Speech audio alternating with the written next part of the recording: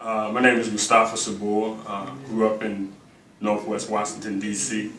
I grew up at the height of the war on drugs in the 80s and early part of the 90s.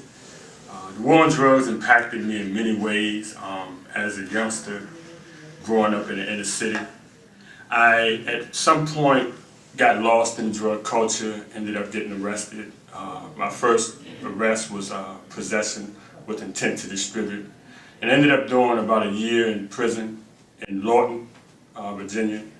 And that led me down a path where I ended up doing nearly 19 years of my life in and out of jails and prisons as a result to the war on drugs.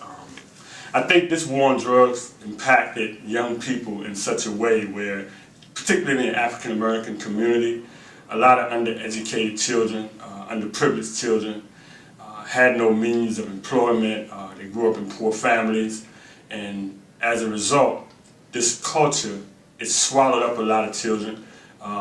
Some were murdered. As you know, the D.C. was once known as the murder capital of the United States, and during this time, I know myself particularly, I was in a single-parent home, and the struggle to survive sometimes can allow children to they come together in their peers. You know, they become victims of peer pressure.